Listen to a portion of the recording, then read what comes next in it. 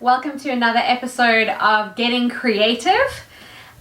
Today we are looking at some home hacks that you might be able to benefit from in replacement of a exercise strap. So we're not talking about a resistance band with the elasticity, we're talking about the solid straps that you might use for different exercises, including certain stretches. So if you are used to using those at home, not at home, at your Pilates or your fitness studio or at the gym, here are a few alternatives that I've managed to find at our house that you could use as a replacement in the meantime. Right, so first and foremost we have what for me is probably the best option, which is just a material belt.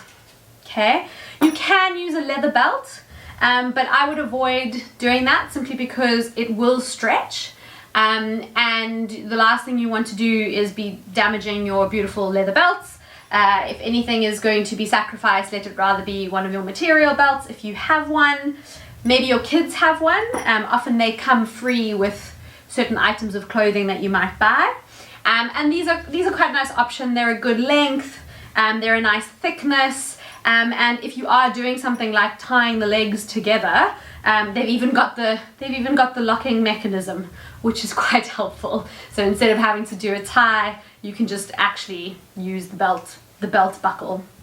Right, so that's your belt. Next up we have a towel.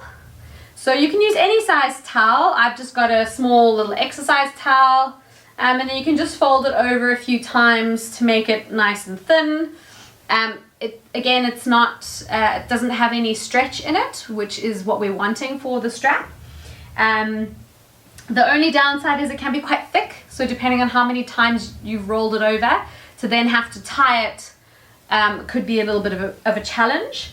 But a towel is definitely worthwhile having around when you're doing your exercises.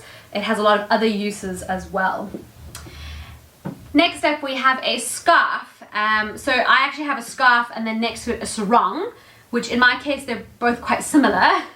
So your scarf or your sarong, again, just make sure that it's not very fine material. Like a silk sarong, for example, we don't necessarily want to be using that because we might tear it. But something that's a little bit sturdier, something that can fold over a few times, that will help with the sturdiness. And then what's nice about a scarf or a sarong is it can be tied relatively easily, a bit more easily than a towel. And you might find that they're a little bit longer as well. So I think my sarong is even a little bit longer, and it's nice and firm. Okay, so that's what we want. Right, then if you have kids in your house, or maybe you just enjoy skipping, a skipping rope is a really nice option. You might also find rope lying around in the garage that maybe you've used to kind of tie boxes up to the ceiling with or something. But any kind of nice thick rope. Avoid thinner rope, because the thinner it is, the more likely it is to cut into your skin. So slightly thicker is better. And a skipping rope is just a nice length to be able to tie around the knees, and if you've got long legs, then a skipping rope is perfect if you're trying to do a hamstring stretch or something. Right, then the last two options we have, they actually do have stretch in them. So you can obviously still use something that is stretchy in replacement for a strap. But in this case, we're looking at things that are a little bit more solid. But what you can do is you can take, if you have a resistance band, if it's a heavy resistance band, meaning that it's got quite a lot of resistance, you can just fold it over. So depending on how long it is, you could fold it over a few times, and you'll see that makes the resistance even more, which then ultimately is kind of what we're going for in terms of the strap. And then last but not least, if you are living with a cyclist, you may be able to find an old bike tube. If you are very nice to them, they might lend you a new bike tube, although I'd recommend asking with an old bike tube first. So if they have one that's got a puncture in it or something, you can take it out, you can cut off the little valve, and then you've got quite a nice long strap.